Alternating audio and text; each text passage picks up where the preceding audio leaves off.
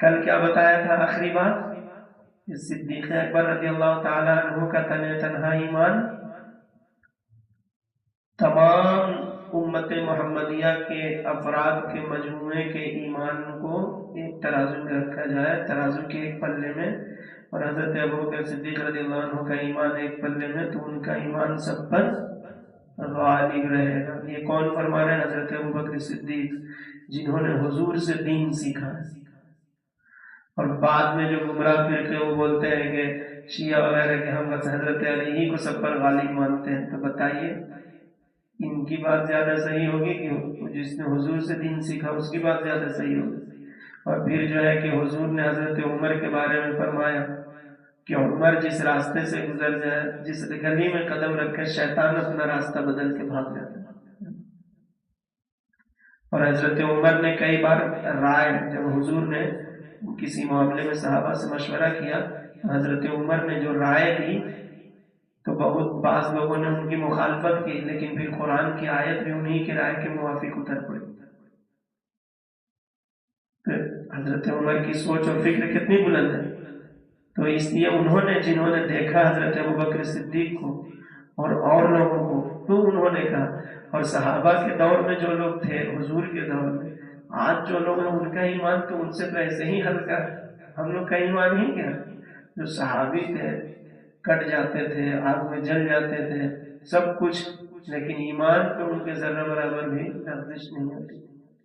تو ہم لوگوں کا ایمان تو ایسے ہی ہلکا ہے۔ تو اسی زمانے کے لوگوں کو بھی اگر دیکھ کر کے کہہ دیا کہ ان میں سے جتنے سب کا، لیکن انہوں نے بھی دعویٰ اتنا ہی نہیں کیا کہ اس زمانے کے، کیا کہا؟ امت کے تمام افراد، تمام میں تو پتہ چلا کہ حضرت عمر کو بھی حضور کی برکت سے وہ نگاہ حاصل ہوئی، بصیرت کی، دیکھ لیے کہ آخر تک جتنے بھی لوگ ہوں گے سب کا ایمان کتنا وزن والا ہے، کتنا پاور والا ہے، اور حضرت ابوبکر صدیق کا ایمان کا وزن کتنا ہے۔ ان کی نسبت سے شے ممتاز ہوتی ہیں۔ اب آگے دیکھیں ایک عقیدہ نمبر 4، ایمان و کفر میں واسطہ نہیں۔ واسطہ سمجھ رہے؟ نہیں، وہ مطلب نہیں۔ ایک معنی واسطہ کا وہ بھی ہوتا ہے، جیسے کہتے ہیں آج سے تمہارا ہمارا واسطہ ختم۔ آپ نے صحیح کہا، واسطہ کا معنی اس طرح لیا جاتا ہے کہ اب میں تم سے واسطہ نہیں رکھوں گا، مطلب تم سے تعلق نہیں رکھوں۔ یہ معنی یہاں پہ نہیں، یہاں پہ معنی ہے کہ ان دونوں کے بیچ میں ایک، کیا کہتے ہیں اس کو، مڈل والا راستہ، بیچ والا، سمجھے؟ جیسے دو آدمی ہوتے ہیں، ایک میڈیٹر ہوتا ہے بیچ میں، دونوں کا صلح کرانے والا، ادھر سے بھی رابطہ ادھر سے بھی رابطہ ہے۔ تو اسی طریقے سے کوئی بولے کہ دیکھیے میں اس کو تو خراب مانتا ہوں، اس کو اچھا مانتا ہوں، اس کو خراب، ہی دائیں طرف ہے نا میرا، اس لیے آپ کے حساب سے دائیں طرف جو ہوگا وہ اچھا ہی، بولے کہ اس کو تو اچھا مانتا ہوں، اس کو خراب مانتا ہوں، اس کو نہ اچھا مانتا ہوں نہ خراب مانتا ہوں، یہ نہیں چلے گا، سمجھ رہے نا؟ یعنی بولے کہ حلوہ کو کیا مانتے ہیں؟ بولے بہت اچھی چیز ہے، اور بولے کہ ادھر جو ہے پخانا ہے، بولے اس کو تو گندی چیز مانتے ہیں، ہم بولے گوبر کو، بولے یہ تو بیچ بیچ میں ہے، اس کو تو جو ہے کہ غیر مسلم لوگ تو اس کو جو ہے کہ کھا رہے ہیں، یہ بیچ میں ہے، یہ پاک بھی نہیں ناپاک نہیں، اس کو پاک مانیں گے، اس کو ناپاک مانیں گے، اور اس کو بیچ بیچ میں مانیں گے، ایسے ہوتا ہے۔ ایسے ہی اس کو تھوڑا اور وضاحت سے بولے کہ اس کو ہم مانتے ہیں مومن، اس کو ہم مانتے ہیں کافر، اور بیچ والے میں جو ہے نا اس کو ہم یہ مانتے ہیں کہ نہ مومن ہے نہ کافر ہے۔ ایسا نہیں ہوتا ہے، اسلام میں دو ہی ہے معاملہ، یا تو مومن ہے یا کافر ہے۔ اسی کو فرمانا کہ ایمان و کفر میں واسطہ نہیں، یہ ہے واسطہ کا معنی، یعنی آدمی یا تو مسلمان ہوگا یا کافر۔ دیکھیں اس کی وضاحت انہوں نے کر دی، تو یہ اردو لکھی ہوئی چیز بھی ہم کو سمجھانی پڑ رہی ہے، اور یہ لکھی گئی ہے عربی سے، اگر عربی سے نہ لکھی رہتی تو ہمیں بھی سمجھنے میں غور کرنا ہوتا۔ ہم لوگ آج اردو بھی سمجھ رہے ہیں، آنے والے دور میں ہو سکتا ہے کہ سب انگریزی بولیں، پھر اردو کی کتاب سامنے پڑھی رہے گی، لوگ کھڑی آنکھیں سے مینجتے رہیں گے، کتاب تو ہے میرے پاس لیکن کوئی پڑھ کے بتا دیتا، سمجھ رہے؟ تو اس لیے اپنے بال بچوں کو اردو پڑھوائیے، اسکول کالج سے اردو کا سبجیکٹ ہے، اردو کی سیٹ ہے، پڑھانے والا موجود ہے، پڑھنے والے ہی غائب ہیں۔ تو پھر نتیجہ کیا ہوتا ہے؟ گورنمنٹ کے پاس بار بار کلیم جاتا ہے کہ بچے نہیں ہیں بچے نہیں، تو سیٹ اٹھا کر کے دوسرے سبجیکٹ میں شامل کر دی جاتی ہے۔ پھر بعد میں ہنگامہ مچائے کہ اردو کو کاٹ دیا، اردو کو ہٹا دیا، اردو کو۔ بھائی جب نہیں کچھ کریں گے تو کیا ہوگا؟ آپ کی دکان ہے، روڈ کے کنارے لگاتے ہیں، کھولتے ہیں، آتے ہیں جاتے ہیں، کوئی نہیں قبضہ کرے گا۔ آپ چھوڑ کے چلے گئے، جا کے سو گئے 6 مہینے، دوسرا آ کے تو قبضہ کر ہی گا۔ قانون بھی بن گیا ہے کہ جو 2 سال 3 سال کسی کے مکان میں قبضہ کر کے یا 12 سال رہا تو پھر اس کا ہو جائے، پھر لوگ اسی کو صحیح سمجھیں گے۔ اب تو فیصلے طبیعت کے حساب سے ہو رہے ہیں نا، قانون بنا ہوا ہے بھائی۔ پھر رینٹر ابھی ہوشیار نہیں ہے، 12 سال اگر کوئی رہ گیا تو آپ کو پہلے ہی خالی کروا لینا ہے کہ بھائی صاحب ایسا ہے 6 سال ہو گیا، آپ ایگریمنٹ رینیول کرا لیجیے، پرانا والا ختم، پھر ورنہ تو جو ہے چھوڑے گا نہیں۔ ارے یہ تو گھر مکان چھوڑیے، میں میڑتا میں جہاں تھا مسجد کی دکان پہ قبضہ کر لیا، چھوڑنے کو تیار نہیں، بولے کہ دکان میری ہوگی، مسلمان ہے۔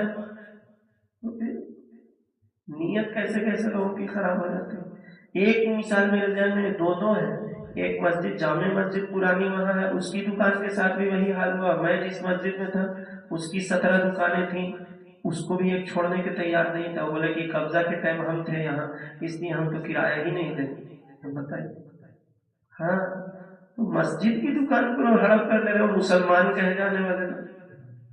تو دیکھیے بہر کے کہنا ہے کہ پڑھائیے اپنے بچوں کو اردو بھی، اور اردو کے ذریعے بھی بہت کچھ ہے۔ میرا بھی جو جاب لگا ہے الحمدللہ، ابھی تو نام آیا ہے، پھر کام بھی ہوگا، وہ اردو ہی سے ہوا ہے۔ اور اردو راجستھان میں غیر مسلم کے بچے بچیاں پڑھ کر جو ہے کہ دینی لائن میں بہت آگے نکل رہے۔ کیرلا وغیرہ میں باضابطہ یہ سبجیکٹ شامل کیا گیا، کیونکہ وہ کیرلا والے جب جاتے تھے اس طرف وہ عربی بولتے ہیں، تو انڈیا ہی کا آدمی جو نارتھ کا ہے اس سے وہ بات نہیں کر پاتے، کیونکہ ادھر کے لوگ اردو بولتے تو ان کو اردو سیکھنی پڑے۔ وہاں رکھتے ہیں لوگ کیرلا میں، جیسے ادھر رکھتے ہیں نا first form second form third form, ویسے ادھر میں نے دیکھا کیرلا میں رکھتے ہیں وہ مدینہ والا ہے، وہ مدینہ والی ہے، وہ مدینہ والا ہے، وہ مدینہ والے ہیں، تو مدینہ والا ہے، تو مدینہ والی ہے، یہ رکھتے ہیں۔ یا اپنی مادری زبان ہے، تھوڑی سی محنت کریں گے آ جائے گی اردو۔ اردو تو اتنی آسان زبان ہے کہ جب آئے عرب کے لوگ، افغان کے لوگ، سب سنسکرت ہندی سب زبان مکس ہے تو اردو ایک نئی زبان پیدا ہو۔ تو بظاہر یہ نئی زبان ہے، حقیقت میں یہ جو ہے کہ ہے پرانی ہی۔ پھر کوئی یہ نہ کہنے لگے کہ حضرت آدم علیہ السلام اردو نہیں جانتے تھے، معذرت، حضور کے بارے میں تو کہہ دیا ان لوگوں نے، ہاں کہ وہ مدرسہ دارالعلوم میں آئے تو سیکھے، اپنے مدرسے کی تعریف میں حضور کی شان کو گھٹا دیا۔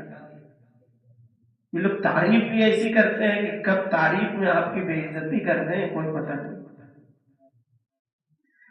اور تو یہ ایسے ہی جیسے کھچڑی کوئی نئی چیز تھوڑی ہے، کوئی آدمی دال چاول الگ سے کھاتا ہے، دال الگ پیتا ہے، چاول الگ کھاتا ہے۔ یا اب ابھی بریانی کا جو چلن بن گیا ہے 20 سال 30 سال، پہلے تو پلاؤ الگ بنتا، گوشت الگ بنتا تھا، اب جو ہے کہ ایک میں مکس کر دیا، تو کوئی الگ چیز تھوڑی ہے، مکس ہو گئی۔ تو ویسے ہی اردو زبان کچھ عربی ہے، کچھ فارسی ہے، کچھ ہندی ہے، کچھ سنسکرت ہے، سب کو اس میں ملا دیا تو اردو کا معنی کیا ہوا؟ لشکر۔ اردو کا معنی کیا ہے؟ لشکر، فوج، سولجر۔ فوج میں سب طرح کے لوگ ہوتے ہیں، چھوٹے موٹے ناتے پتلے، اور ہر قبیلے کے ہوتے ہیں۔ تو اردو کا بھی معاملہ ہے، اردو کا دل بہت بڑا ہے، سب کو جگہ دیتے آتے ہیں۔ یا یہ کہہ لیجیے کہ اردو پہ ساری زبان بڑی مہربان ہے، سب اپنے اپنے حصے کے دیتے ہیں کہ لو تم میرے بھی رکھ لو، میرے بھی رکھ لو۔ ہاں یہ اور بات ہے کہ مسلمانوں نے جس چیز کو اپنایا کفار سمجھنے لگے کہ یہ مسلمانوں ہی کی، جیسے دیکھیں ابو جہل، ابو لہب، یہ تو دشمنان اسلام کے کٹر، لیکن جب قرآن عربی میں نازل ہو گیا اور مسلمانوں نے قرآن یاد کرنا شروع کیا، قرآن کے گرامر لکھنے لگے، عربی کی گرامر لکھنے لگے، تو اب دنیا یہ سمجھتی ہے کہ عربی مسلمانوں کی زبان ہوگی۔ اور جب پھر فارسی میں عجم میں اسلام گیا تو عجم فارسی کا کیا ہے؟ پارسی، پھر ہندی میں پارسی۔ تو پارسی تھے وہ لوگ آگ کی پوجا کرتے تھے، لیکن جب حضرت سلمان فارسی حضور کی بارگاہ سے آیا اور فارس میں اسلام پھیلایا تو اسلام کی اتنی ترویج و اشاعت ہوئی، فارسی زبان میں لوگوں کو دیا پڑھنے کے لیے، تب ہو گیا کہ فارسی مسلمان کی زبان لگنے لگی۔ اور پھر ہندوستان میں جب آئے تو یہاں جو ہے کہ یہ اردو جو ہے، جو پرانے یہ لوگ ہندوستان کے منتری سنتری گزرے، ان لوگوں کی زبان بھی اردو تھی، بھاشن بھی اردو میں دیتے تھے، آپ پڑھیے۔ لیکن جو ہے کہ جب مسلمانوں نے اس میں مسئلہ لکھنا شروع کیا، خط و کتابت کرنا شروع کیا، تو اس کو بلندی تک پہنچا دیا، تب لوگوں کو لگنے لگا کہ وہ اردو مسلمان کی زبان ہے۔ تو جس کو ہم اپناتے ہیں اسی پر لوگوں کو چڑ ہو جاتی ہے۔ ہماری پسند کی ہوئی چیز سب کو پسند آتی ہے، لیکن دین اسلام پسند نہیں کرتے۔ تو یہ بات یہ مختصر میں سنیں کہ آدمی یا تو مسلمان ہوگا یا کافر، تیسری صورت نہیں۔ یہ کیوں کہا کہ ایک فرقہ نکلا معتزلہ، اس نے کہا کہ جو گناہ کبیرہ کرے نہ وہ جنت میں جائے گا نہ جہنم میں جائے گا، وہ بیچ میں رہے گا۔ لوگوں نے یہ فرقہ نکلا ہے۔ اب حضرت خواجہ حسن بصری رحمۃ اللہ علیہ کے زمانے میں ان کی مجلس میں آ کر کے پوچھا کسی نے کہ جو گناہ کبیرہ کا مرتکب ہے وہ جنت میں جائے گا یا جہنم میں؟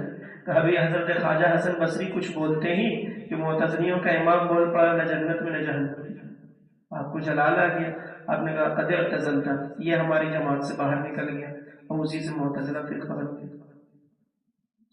تو اس کا یہ ہے خلاصہ کہ آدمی یا تو مومن ہوگا یا کافر، تیسری صورت کوئی نہیں کہ نہ مسلمان ہو اور نہ کافر۔ ٹھیک ہے۔ مسئلہ نفاق کہ زبان سے دعوی اسلام کرنا، نفاق کس چیز کا نام ہے؟ اب کسی کے دل میں آئے کہ منافق کے بارے میں کیا کہتے ہیں، منافق کے بارے میں کیا کہتے ہیں، اس کو مومن مانے کہ کافر مانے؟ یعنی کہ ہمارے پاس یہ انگوٹھی ہے، اس کو کوئی لے جائے سونے کا پانی چڑھا دے تو اوپر سے تو سونا دکھ رہا ہے، اندر سے چاندی، تو کوئی کہے گا کہ یہ سونے کی انگوٹھی ہے؟ جس کو معلوم ہو یہ کہ اندر چاندی ہے وہ کیا بولے گا؟ چاندی۔ اور جس کو معلوم نہیں ہے اندر والا معاملہ تو وہ کیا بولے گا؟ سونا ہی۔ تو پتہ چلا کہ جس کو حقیقت معلوم ہے وہ کبھی اس کو سونا نہیں مانے گا، کہے گا کہ یہ چاندی کی انگوٹھی ہے، اگرچہ اوپر سے پانی چڑھ گیا۔ اور جس کو پتا ہی نہیں کہ اندر چاندی، تو بولے نہیں بھائی دیکھیں نا سونا نہیں ہے، دیکھیں یہ میری انگوٹھی سونے کی، یہ بھی دونوں کے ایک ہی طرح دکھ رہا ہے۔ ایسے ہی جو آدمی اندر کا معاملہ جان جائے گا کہ اس میں نفاق ہے کیسا کیسا، تو وہ لاکھ داڑھی ٹوپی رکھ کر کے آئے، لمبا جبہ کبا پہن کے، اس پر نہیں مانا جائے گا، کیونکہ اندر والے کا اعتبار ہے۔ اب جس کو اندر ہی کا علم نہیں ہے تو اوپر اوپر دیکھتے تو بولے نہیں بھی تو اسی طرح دکھ رہے، کھڑے ہو جاؤ اللہ اکبر ان کے پیچھے کر۔ اس لیے سمجھیے کہ جب چاندی کی انگوٹھی کو آپ سونے کا نہیں مان سکتے کیونکہ اندر سے جو ہے کہ یہ اندر سے جو ہے کہ چاندی ہے، تو ہم صرف پانی کے چڑھانے کا اعتبار نہیں کریں گے، تو اسی طریقے سے اب اس کے بارے میں بھی مانیے کہ اگر کوئی اوپر سے دکھاوے کا مسلمان ہے تو اوپر کا اعتبار نہیں، اندر کا ہوگا۔ نفاق کے زبان سے دعوی اسلام کرنا اور دل میں اسلام سے انکار کرنا، اس کا نام کیا ہے؟ نفاق۔ اور یہ خالص کدھر جائے گا؟ خالص مطلب پیور کفر، یہ بھی خالص کفر ہے۔ بلکہ ایسے لوگوں کا معاملہ اور سخت ہے جو سونار چاندی کی انگوٹھی کو سونے کا پانی چڑھا کے مارکیٹ میں سونے کے نام پر بیچے، وہ مجرم ہے کہ نہیں؟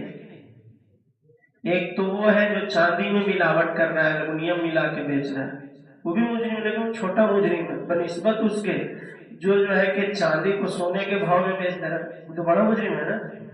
تو ایک اسلام کا دشمن وہ ہے جو کھل کے دشمنی کرتا ہے، وہ بھی مجرم ہے۔ ایک ہے کہ اوپر سے چولا چڑھا لیا مسلمان والا، وہ اندر سے جو ہے کہ وہی والا کام ہے، تو یہ تو بڑا مجرم ہے نا۔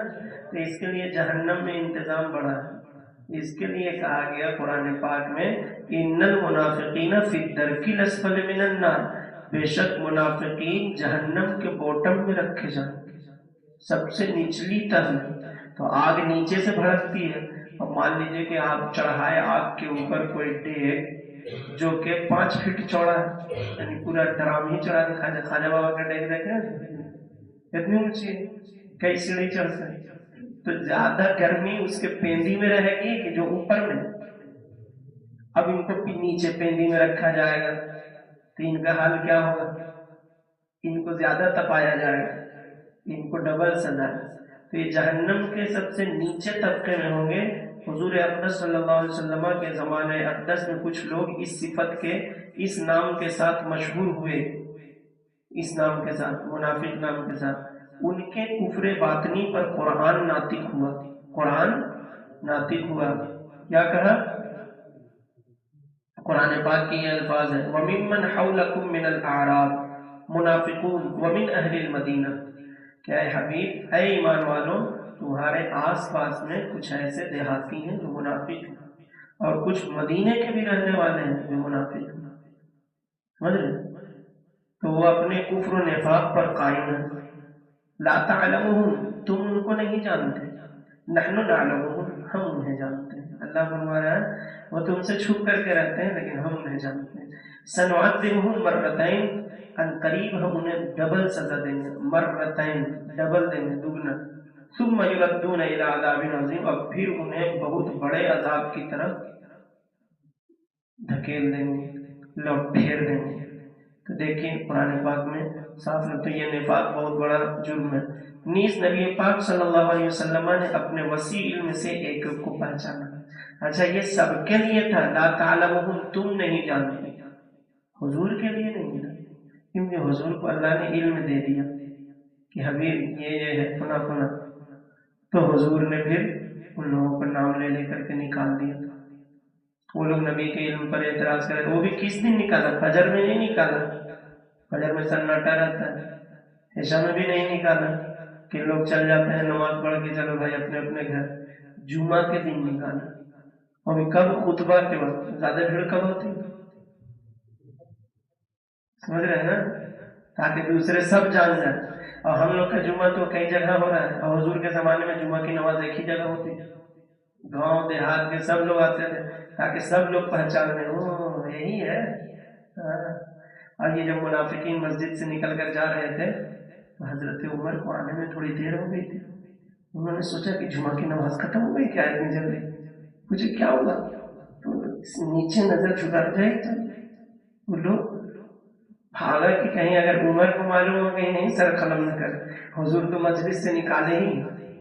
جب حضرت عمر مسجد میں پہنچے تب پتا چلا کہ وہ دیکھے کہ حضور ممبر ہی پہ کھڑے ہیں اور نمازی لوگ بیٹھے ہوئے ہیں. حضرت ابوبکر، عثمان، علی سب بیٹھے ہوئے، بڑے بڑے صحابہ. یہ نکل کے جا رہے ہیں لوگ، کہاں جا رہے ہیں؟ خطبہ چھوڑ چھوڑ کر. تو ان کو پتا چلا کہ حضور نے ان کو نکالا، وہ منافق. تو حضور جس کو نکال دیں پھر اس کو کوئی نہیں جو ہے کہ پناہ دے سکتا ہے. تو حضور نے اپنے وسیع علم سے ایک ایک کو پہچانا اور فرما دیا کہ یہ منافق ہے. فرما دیا کہ یہ منافق ہے. تو ان منافقوں نے بھی کبھی انکار نہیں کیا کہ میں منافق نہیں ہوں. نہیں، مطلب اس کو معلوم تھا کہ اب اگر اور زیادہ بولیں گے تو اور راز کھلے گا، اس لیے اتنے ہی پہ خاموشی سے نکل جاؤ بھلائی. مطلب ان لوگوں کو بھی یہ علم تھا کہ حضور دل کا حال جان گئے بول دینے کے بعد کہ ہاں غیب کا علم ان کو آ گیا ہے، یہ جان رہے کہ ہاں ہم منافق. ان کو تسلیم تھا. لیکن آج اگر ہو تو بولنے کہ غیب جانتے تھے. اتنا سب کچھ سننے کے بعد، پڑھنے کے بعد بھی بولتا کہ غیب ہی نہیں جانتے. تو حضور نے جب فرمایا کہ منافق، اب اس زمانے میں، ہمارے زمانے میں، اس زمانے میں کسی خاص شخص کی نسبت قطع کے ساتھ منافق نہیں کہا جا سکتا. اس زمانے میں کسی کو یقین کے ساتھ منافق وہ والا نہیں کہہ سکتے. کون والا؟ جو کفر کے معنی میں یقین کے ساتھ نہیں کہہ سکتے. کب تک؟